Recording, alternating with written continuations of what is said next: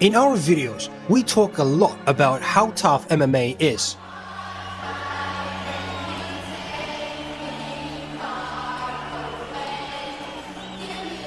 But if you want to see what is real MMA, you need to sit next to a disappointed fighter who has just been beaten up and see how he copes with the hardest and saddest moments in his life.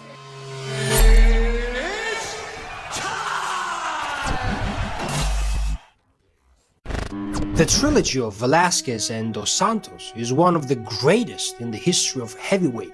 It differs from all the confrontations in UFC by mutual respect and the absence of trash talk.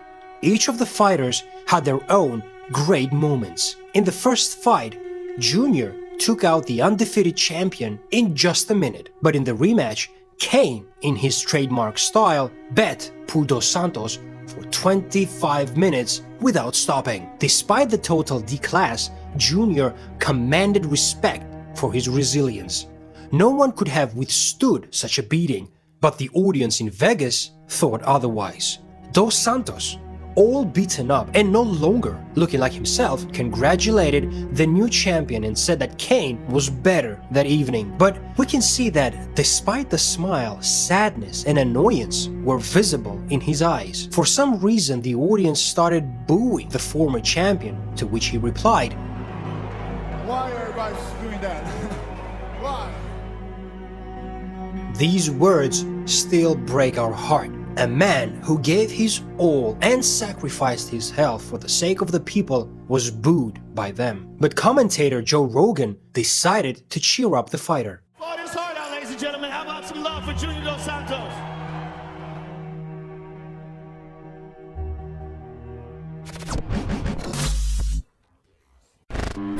Alexander Gustafsson's fight against Anthony Smith was in Alex's homeland in Sweden. In a difficult fight, Gus lost to the young prospect by submission, and it seems that this was the last straw for Alexander, after which he began to take off his gloves. Now I'm very disappointed, it happened again. I lost in my own home. But you know what, it's a sport. You do it because you love it, and Lion Anthony Smith here is a beast, man. I just want to thank you all for coming out here tonight. And yeah, what can I say? The show is over, guys.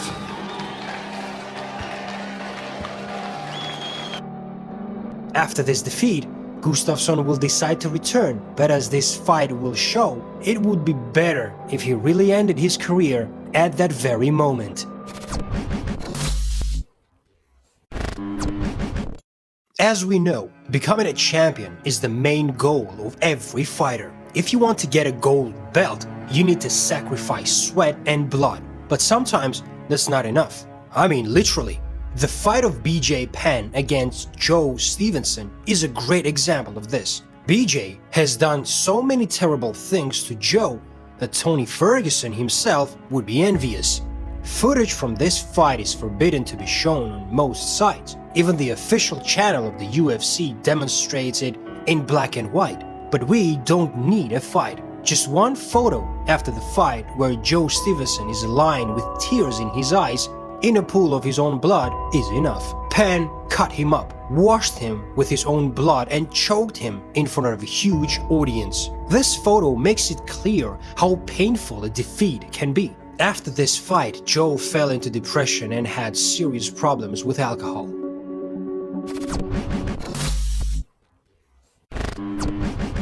Fedor Emelianenko is a true legend of the sport. No one has been able to beat his huge streak of victory so far, but everyone remembers how he lost 3 times in a row and his career was immediately buried. No surprise that Fedor didn't give up. It was difficult, but he arranged a new streak of victories. He won 5 times in a row and was signed to Bellator. It seemed that suddenly old Fedor had returned, or at least a part of him. Matt Mitrill was put up against him, not the champion caliber fighter whom Emelianenko would easily beat in all times. In addition, Mitrione was a UFC fighter who had recently left the company, so Fedor really needed this victory.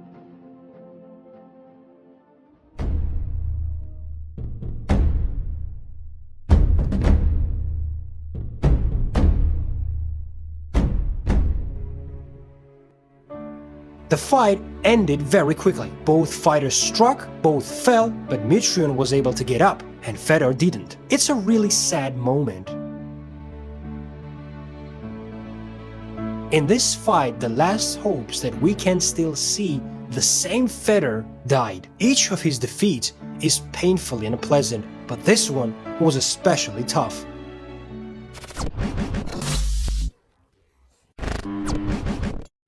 On our channel, we talked about the Aldo-McGregor fight more than once. We analyzed the knockout technique and how it affected Conor's career. On the one hand, we have a wonderful victory for McGregor, but there is also an incredibly dark and sad side of Jose Aldo. Being undefeated for 10 years, #1 outside the weight categories, Aldo has repeatedly said that he is ready to lose to anyone but Conor. You already know the outcome. 10 years of hard work collapsed in just 13 seconds.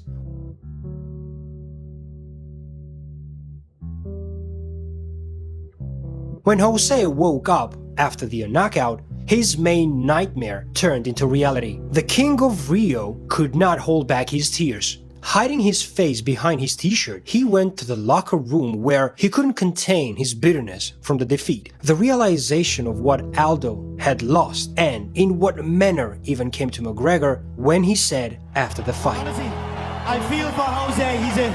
He's a phenomenal champion. He was a phenomenal champion. We deserve to go a little bit longer. Unfortunately, the greatest featherweight didn't even get a rematch for his title, and those 13 seconds forever blackened his incredible career.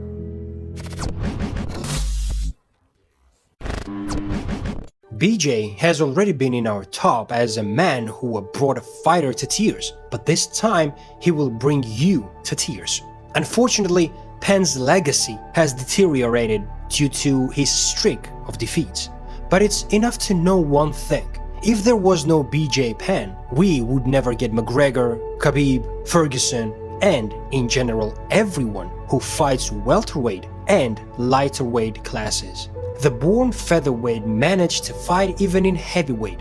His character and fearlessness aroused everyone's interest, and his skills in the cage made him a real favorite of the public. But after the champion in 2 weight classes lost twice to Frankie Edgar and unsuccessfully returned to welterweight, he decided to end his career. He didn't have enough patience for a long time. After a couple of years, he came back and asked for a 3rd fight with Frankie. Now, in featherweight, unfortunately, this fight wasn't even competitive. Edgar just destroyed him. But what hit the fans' emotions happened at the post-fight conference. Dana gave me an opportunity to work with the UFC gyms and do different things, so you know I can continue to feed myself over, you know. He's one of the best 155 pounders of all time. He built that weight class. He built that weight class, and he was responsible for helping build the UFC. That's his legacy.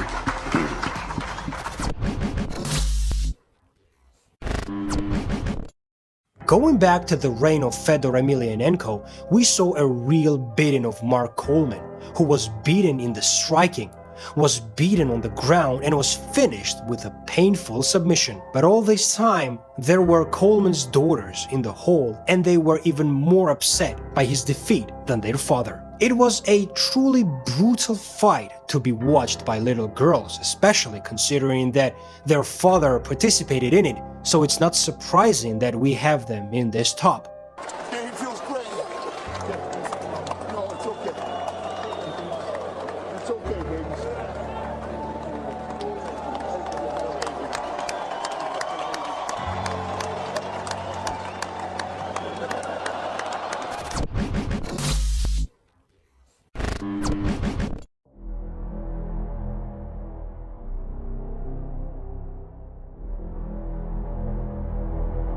At the UFC 242, Dagestani Khabib Nurmagomedov faced American Dustin Poirier. Some people counted on Poirier's victory due to the fact that he lost almost all the most important fights in his career.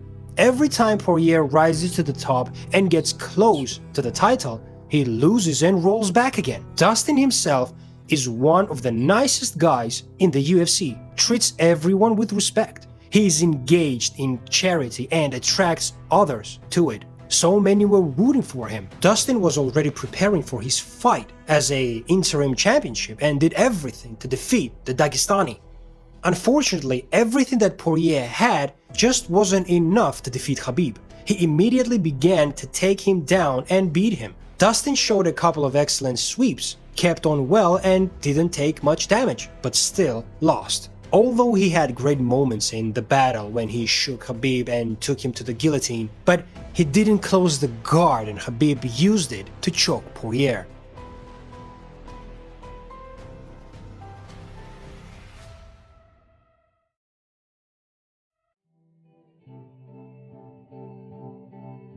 It seems like you got him with a couple of good shots in the second round, and then that guillotine seemed pretty deep. How close did you feel you were in those two moments? The guillotine was really deep, but for the rest of my life, I'm gonna look back and wonder why I didn't jump full guard with it. I just threw one leg over so he couldn't pass. I'm pretty sure with my gloves and his shirt, we'll raise enough money to build the water tower in Uganda for the pygmy people, and get the orphanage and that school back on track. They had a bad flood that ruined their water system and supply, and that's just now what I'm trying to do. I get out the cage and I'm go to the next fight, and I really want to complete that mission. That's important to me. Listen, I just want to say this from a lot of people in the UK that have fallen in love with you this week, mate. You've been a gentleman with us. You've carried yourself with such tremendous dignity. You fight like an absolute warrior, and what you're doing outside of the octagon as well in the world of charity is something you should be extremely proud of. Get home, go and see your family, and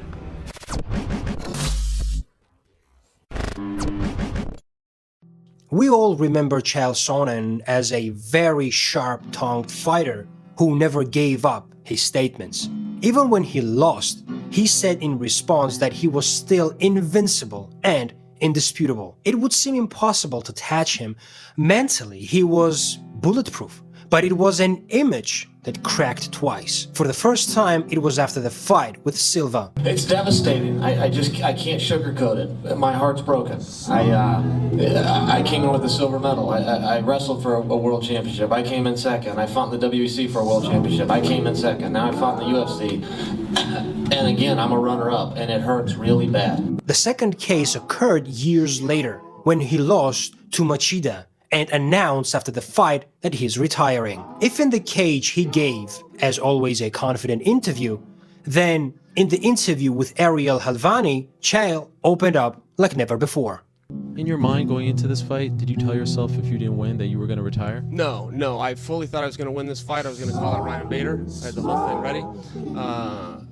But, I really do. I dug deep. I've had a hard life. I worked really hard my whole life for a lot of goals. So how did you make that decision? What was going on in your mind when you decided to take off the gloves and do that? Well, I was on a bit of a championship run. If I beat Lyoto tonight, I'd have fought Bader for the world championship. And that was the only reason I was in this sport, I promised my father I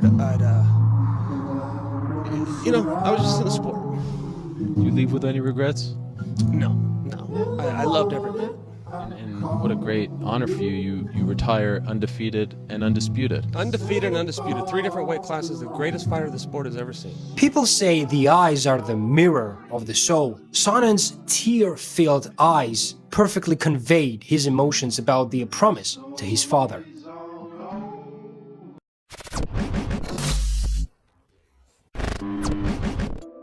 This situation occurred when Max Holloway decided to go up to lightweight and fight for the second title against Dustin Poirier. In a fairly close fight, Poirier won, but the whole sadness of this situation was that Max Holloway's little son saw his father getting defeated for the first time, and he sincerely couldn't believe it. He shouted to his dad to get up, but Max couldn't do anything in this fight. You gotta get up. After the fight, Holloway was defeated, but he held on well, not showing his complete disappointment. At the same time, his son was crying, and even the legend Shaquille O'Neal came to comfort the boy. Hey, your dad's a champion, brother. All right, Rush? Your dad's fine. He's good.